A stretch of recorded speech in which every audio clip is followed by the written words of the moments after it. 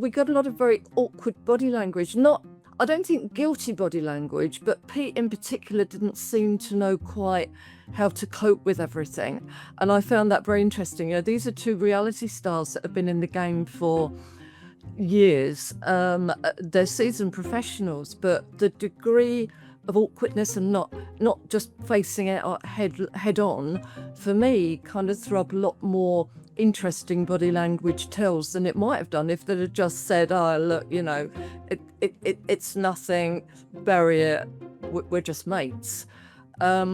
What we got, I mean, you can see it even from the handover clip body language, where we got this brief clip.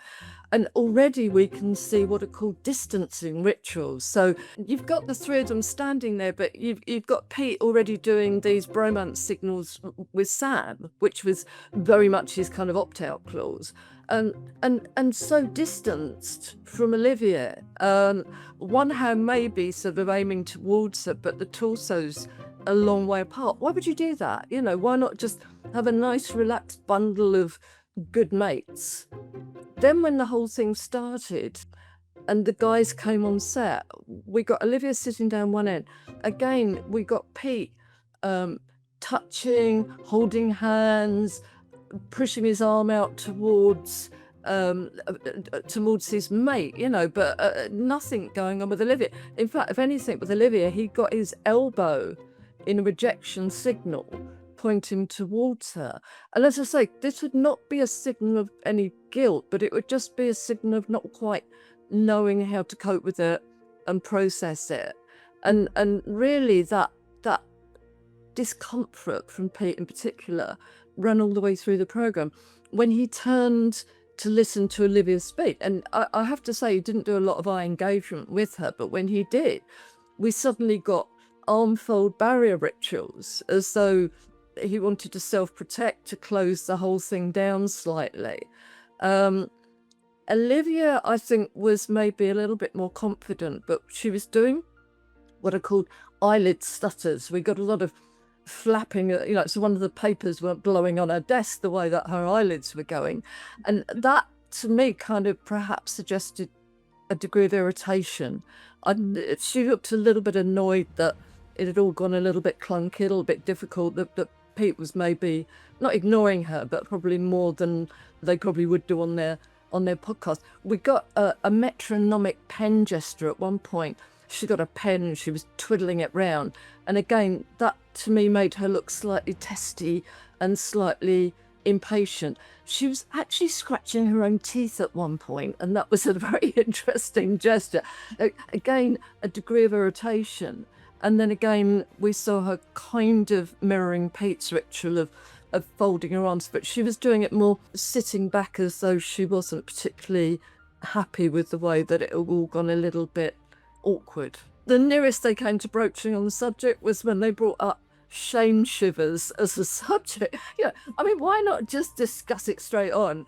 But you made headlines, but what about shame shivers? Because some Hollywood star had got shame shivers.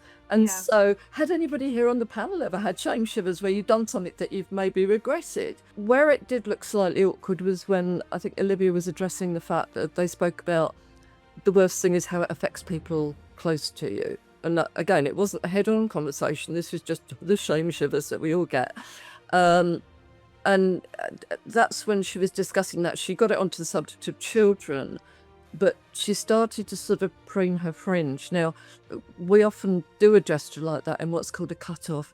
It's a masking ritual. It's when actually you want to hide your face a little bit. So again, looking a little bit unsure of quite how to deal with that point. I think that maybe got a little bit closer, but it's funny because they're quite straight talking people, all of them, and yet, you know, seeing the two guys clinging together and that was the whole communication, Olivia down the far end, it just seemed slightly strange about the thing. I mean, at one point Pete called Olivia his female friend, and we got from her like her arms folded, she did a kind of side eye roll. And we even got quite an extravagant gesture at one point when they were talking about her hair. And we did get a little bit more of their banter, which they're famous for, the two of them, but they'd been avoiding that as well.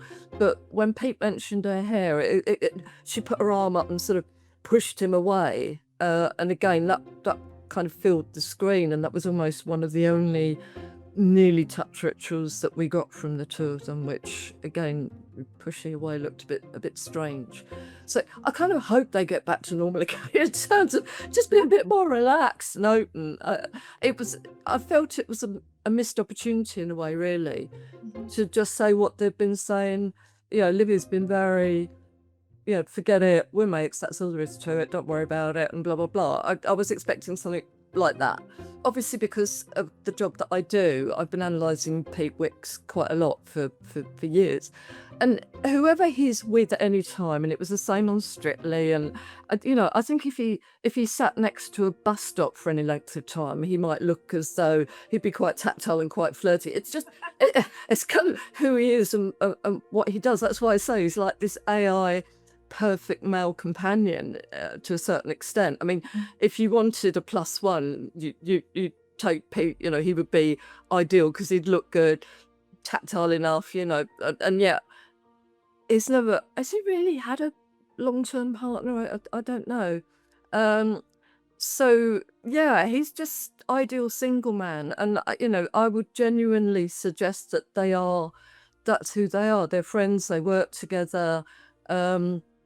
And I know that photograph, we're all looking at where his hand is and everything like that. But I think that was probably more of an issue between blokes like him and her husband. He's just very charming in a lot of ways, very cheeky, very rude. He's like somebody's bigger brother or something like that. Yeah. But no, I would say nothing really to cover up, apart from maybe thinking that he was a bit rude to her husband. I think the photograph, if you want to scrutinize it and see where his hand was, I don't think there was anything in it, but I think that it's the sort of thing that you think that's kind of broken the bro code a bit. Why, not what you would do. But no, I just felt that's why it seemed strange that they didn't address it head on a little bit more.